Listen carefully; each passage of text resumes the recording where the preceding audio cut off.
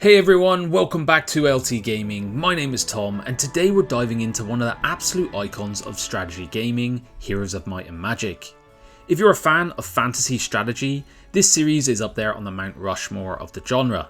And let's face it, while the new Heroes games haven't quite lived up to the originals, tons of awesome mods out there have done an incredible job of keeping Heroes 2 and 3 in particular feeling fresh and playable.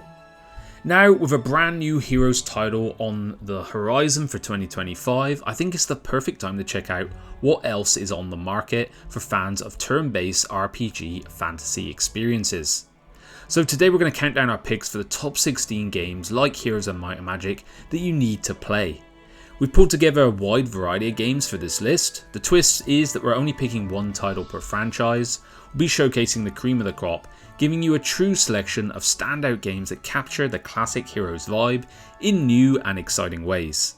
Before we jump in, smash the like button if you enjoy our content, leave us a comment with your thoughts or suggestions, and of course hit that subscribe button for more top-notch content here at LT Gaming. Let's get into it, guys. Alright, starting off our list is the Dragoness Command of the Flame, a 2022 title from Crazy Goat Games that brings the classic Heroes of Might and Magic vibe with a roguelike twist. You're exploring, building up your city and leading an army of beasts, and you have the challenge of choosing your own battles and skills as you go. One thing that is cool about the Dragoness is that it doesn't just copy Heroes, it actually fixes some of the old issues. Archer spam, turtling, stuff like this, so it's got a familiar feel but it has a few fresh mechanics to keep it interesting. Being an indie title, it is rough around the edges, the graphics are pretty average, the voice acting varies, and the combat AI is fairly simple. There's also no random map mode, so you're mainly playing through the campaign. But if you're a die-hard fan of this genre, I'd still recommend giving it a go. Just keep your expectations in check and you'll find a lot to enjoy. Next up we got Stoneskeeper, a 2022 release from SK Team that brings a unique spin to turn-based strategy. In Stoneskeeper you're leading the Order of the Griffin across a rich fantasy world, complete with RPG elements and of course the Flying Island. You'll be recruiting and upgrading your fighters, hunting for ancient artifacts and uncovering hidden secrets. What sets Stoneskeeper apart is its tactical depth. The turn-based combat lets you use the environment to your advantage. You can hide behind objects for protection, break them to clear the way, so it feels like there's a nice veneer of strategy going on that keeps you thinking a few steps ahead. On the flip side, the game has some limitations. It doesn't have mechanics like attacks of opportunity, and it makes combat feel a bit restricted at times. And it has the tag of dark fantasy, but it's mostly just fighting undead with really a dark storyline. That being said, if you're a fan of turn-based strategy with this blend of RPG elements, this one is a solid choice. Combat is satisfying, the graphics are simple but enjoyable, and the soundtrack sets the tone nicely. For its price, Stoneskeeper is definitely worth a shot. Alright, coming in at number 14 we have Fort Triumph, a game from 2020 by Cookie Bite Entertainment. The game blends tactical turn-based combat like XCOM with the open world exploration of the Heroes games. Into building towns, collecting artifacts and leveling up heroes, you're going to have a lot to unpack here, and plus it has a nice twist which is physics based combat. So you get to choose how the environment becomes part of your tactics. You've also got 3 races and 4 characters overall with their different skill trees, and so these interactions add a strategic layer that thinks you about positioning and creative ways to take down your opponents.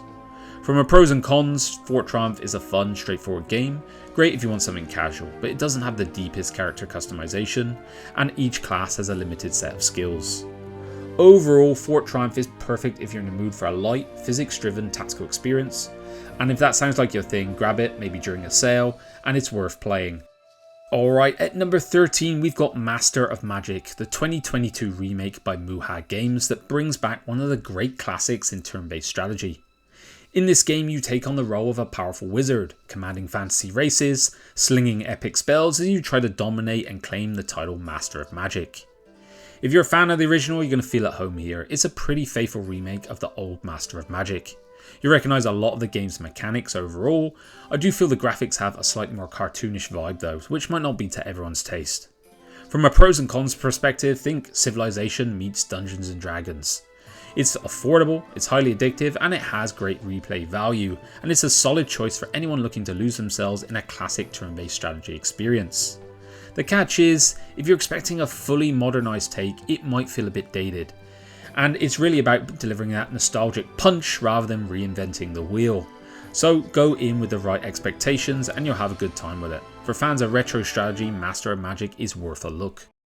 Coming in at number 12, we've got Spellforce Conquest of Eo, a 2023 release from Owned by Gravity, and if you're into deep turn-based strategy in a rich fantasy setting, this one is going to hook you in.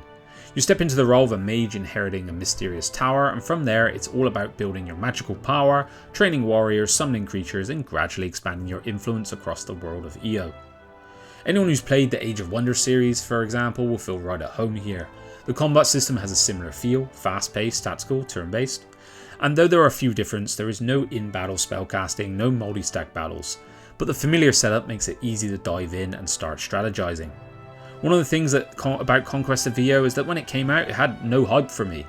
Yet it's been steadily dropping DLCs and updates with some pretty cool content. It's a 4x game that sees you growing your tower, gathering your resources and exploring the world with different quest lines. The base game only has one fixed map though. While this map help gives the campaign a narrative focus, it is missing out on some of the tricks that other 4x games has, limiting its replayability. If you're a fan of focused, story-driven 4x strategy, Conquest of Eo has plenty to offer and is worth a playthrough. Just keep in mind for those endless replay options, you might have to spring for an extra DLC later down the road, but the game's a bit of a hidden gem for me that's flown under the radar. At number 11, we're taking it back to 2008 with King's Bounty: The Legend, a classic from Fulcrum Publishing that's still a blast to play. The game combines adventure with turn-based tactical battles, all set in a rich, fairy tale fantasy world full of knights, mages and the like. You play as a hero exploring the world, commanding armies, collecting loot and of course completing quests. And despite being 15 years old, King's Bounty holds up really well. The battles are still fun and engaging, the loot system is randomized so it keeps it fresh with each playthrough. And if you're looking for a challenging experience, try this one on hard mode. The gameplay can be grindy at times, but if you like that sort of thing, it's worth it for the depth and strategy involved. The story's pretty standard fare, so don't expect anything groundbreaking there.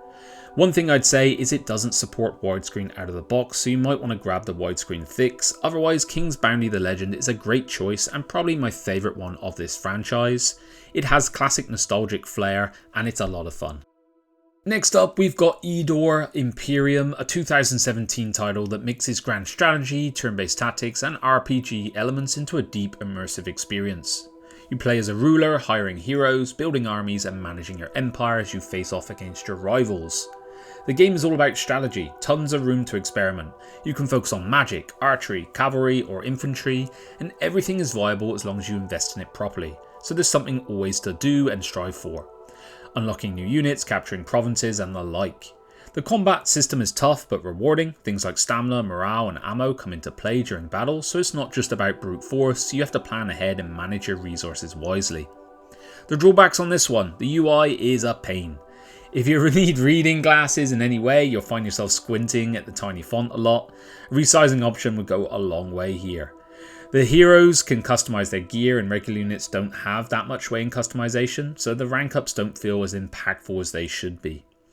Overall, Eador Imperium is a great choice for strategy lovers who don't mind a bit of challenge. It's not a casual game and you'll need to deep dive into the mechanics to optimize and really enjoy this one, but if you're ready to commit, it's a rewarding experience. At number 9, we've got Urtuk The Desolation, a 2021 release. This is an open world, turn-based tactical RPG set in a gritty low fantasy universe. You lead a band of adventurers through the ruins of this ancient world, recruiting new followers, looting fallen foes, and doing your best to survive in this harsh realm. The world building is solid, it has a great art style, and I feel a really clear soundtrack that sets the tone for the game. The gameplay loop overall can be very fun, but it's not always consistent. The perk and mutation system let you tinker and tailor and create some really cool unique builds, but if I'm being honest, I feel like you are pushed towards ranged most of the time. Most of the encounters are fun, but they do get a bit repetitious after some time. Despite the occasional frustration, there is a lot of effort in this game, and I'm genuinely enjoying it. I love how many factors can change the flow of battle, terrain, elevation, statuses, making it feel like everything really matters. If you're into tactical RPGs and you like a bit of a challenge, don't mind a few rough edges, Urtuk The Desolation is definitely worth having a look at. Coming in at number 8, we've got Disciples Liberation, a 2021 title by Freema Studio, and this one's a dark, mature fantasy strategy RPG with turn-based combat. You'll be tasked with liberating the land of Nevendar, all while uncovering hidden stories in a world where every decision is going to have consequences. It's one of those games where the smallest wrong move can be deadly, making it feel quite tense and immersive.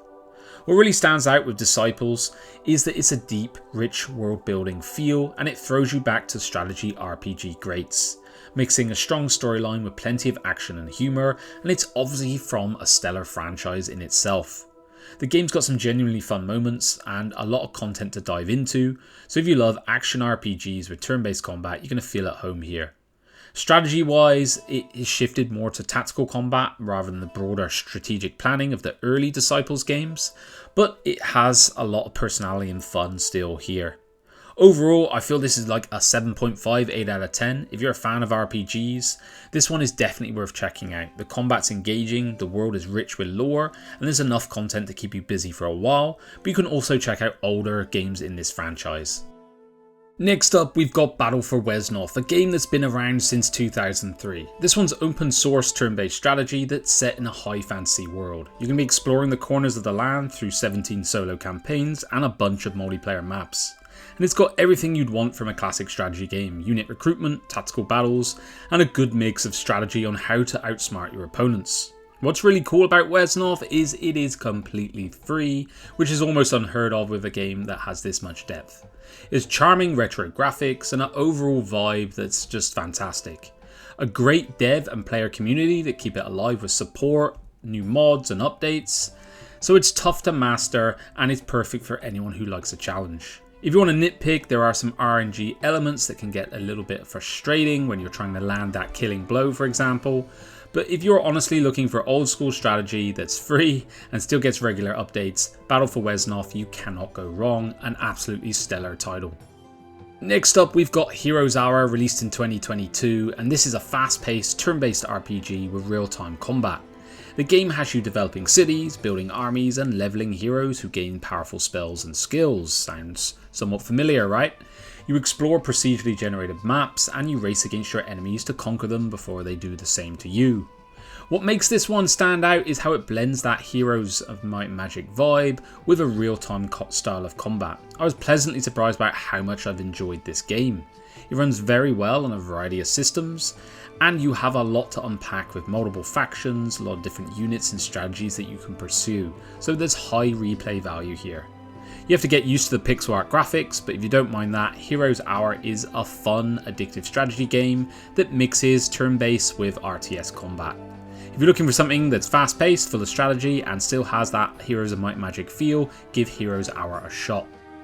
Up next, we've got Dominion 6, and this one is a deep dive into turn-based 4X strategy. In Dominion 6, you take control of a mighty being, a pretender god. You rule over a nation, and you have your sights set on true godhood. You come in all sorts of shapes and sizes, from archmages to ancient dragons. You can even be an enormous tree, and the game is packed with a huge amount of variety of spells and units to give you a lot of different ways to play and explore. It is not a quick game by any means. It is often epically long matches on this one, but it has a huge amount of replayability. The random maps come with a massive range of choices, from designing your own god to different nations, so there's something always new to try here.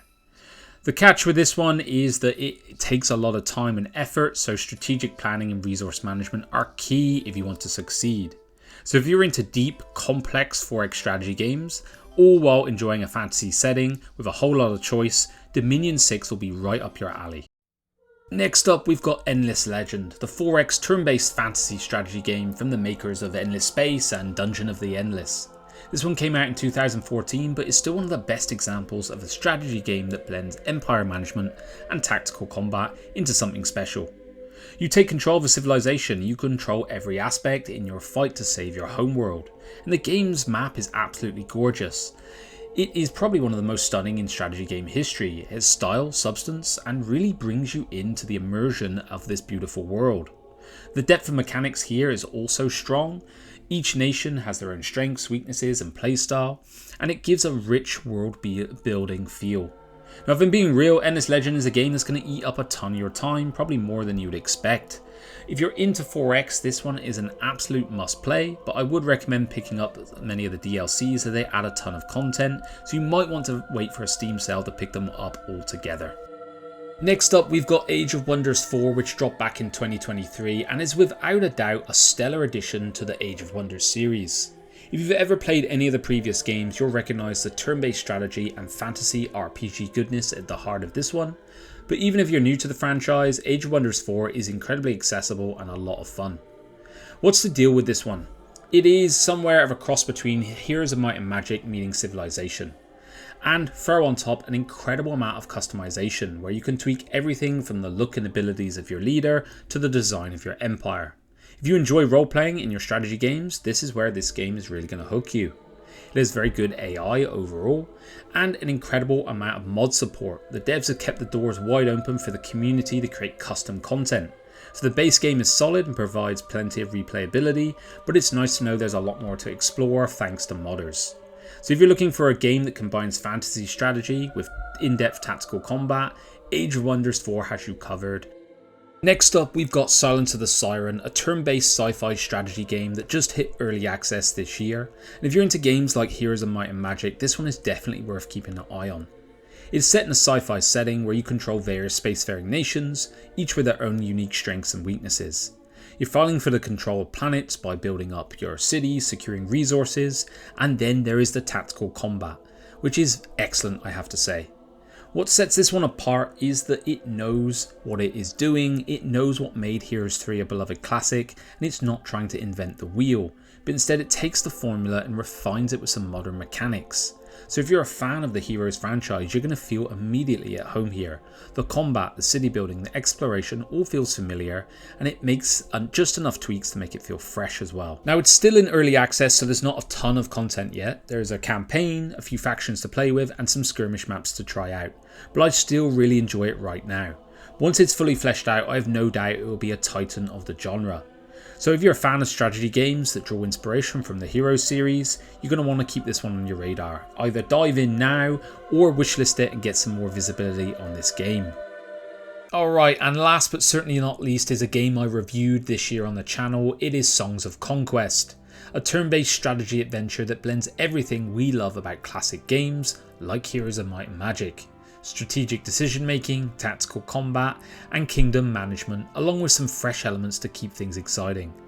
In Songs of Conquest, you take on the role of a wielder, a powerful magician, and your goal is to expand your empire, raise armies, and of course wage epic battles against anyone who stands in your way. You hunt down powerful artifacts and uncover new lands. What really stands out with this one is it does feel like a love letter to Heroes of Might and Magic, which, if I'm being honest, is exactly what I was hoping for. The game has amazing storylines, great gameplay, and a gorgeous art style that really draws you in. Who should pick this up? Well, if you like Heroes of Might and Magic, which you probably do if you're watching this list, Songs of Conquest is an absolute must buy. But if you're just a fan of turn-based strategy in general, the gameplay is phenomenal, the strategy is rewarding, and the art and music really add the cherry on top with this one. And it's one of the most enjoyable strategy games I've played in quite a few years now. Alright LT gamers, that about wraps up our deep dive into the intriguing strategy titles that draw inspiration from the Heroes franchise. So whether you're into high fantasy or just nostalgic throwbacks to the classics, there should be something here to sink your teeth into. It's amazing to see how the genre is evolving, and with the devs blending familiar elements back to beloved franchises and along with fresh ideas, it is a very exciting time, particularly with another Heroes title on the horizon. Thanks for watching. If you've enjoyed, don't forget to like, comment, subscribe, and stay tuned for more gaming content from us. I'll catch you on the next one. Bye bye now.